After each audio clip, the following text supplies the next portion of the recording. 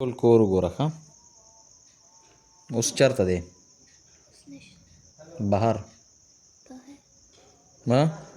بسم الله الرحمن الرحیم. راځئ چې نن درته بیګانۍ یو ناشنا او ډېر عجیبه واقعه وښیم. زړه مې خفه شو په هغې باندې، خو نن درته زه د هغه چا واقعه ذکر کوم. بیګا زه تللی وم د جناتو د یو مریض طرف ته، د هغه ویډیو پیله لږه وګورئ. زه تاسو ته دا ویډیو وښیم. دا وګوره،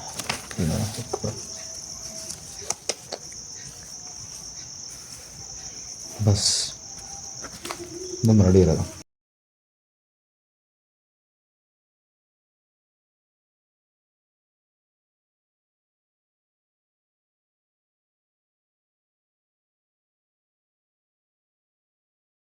ویډیو به مو کتلی وي، تاسو وګورئ که نه.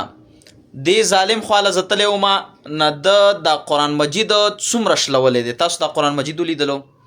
ګورئ دا ټول یې ضعیف کړی دی. ښه دا یو نه دی، 4-5 قرآن مجیدونه یې وشلول. دی په ما پسې راغله لا بله ورځ، ما ته وایي چې جی دغسې دا ماشومه چې په کوم ځای کې تلاوت وکړي، دا ماشومه هم تاسو کتلی وي. وړه ماشومه ده ګوره، او د دې سره یو کافر جن ورسره دی، کافره. نه دا چې په کوم ځای کې په کومه سپاره کې تلاوت وکړي دا بچی، دا ظالم راولګېږي، دا یې بره کېږدي په کوم ځای کې پته ښه. ما ورته ویل دا قرآن مجید د دې ماشومې د پهنچ نه بره کېده وه چې د دې لاس نه وررسي. ویل جی اوچت مو ایښی دی، وایي موږ هم ورته نه رسو، دومره اوچت مو کېښودلو.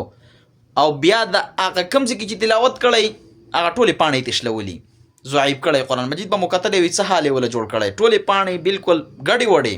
ښه په خپلو سترګو مو ولیده. دا دومره ظالمانې ښه دا بعضې وخت کې. او ګوره دا د څه د وجې نه و خبرې تاسو ته پته شته؟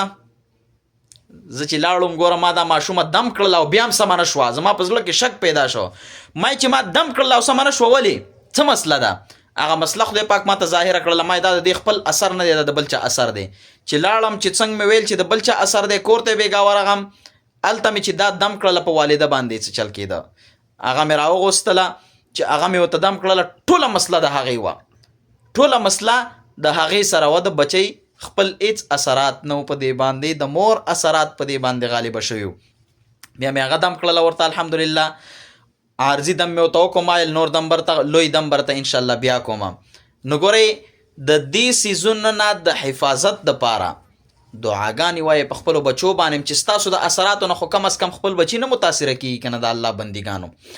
آیت الکرسي په خپلو بچو باندې چوخ کوئ، 21 پیرې سهار، 21 پیرې ماښام. اخرني صورتونه کم از کم 3 پیرې که 21 پیره نشئ ویلی، 3 پیرې وایې په خپلو بچو باندې، په خپل کور باندې، په خپل خاوند باندې، په خپل بیبي مبارکه باندې، او یا په خپل اولاد باندې دم کوئ. انشاءالله چې د دې څیزونو نه به هم حتی الامکان خدای پاک حفاظت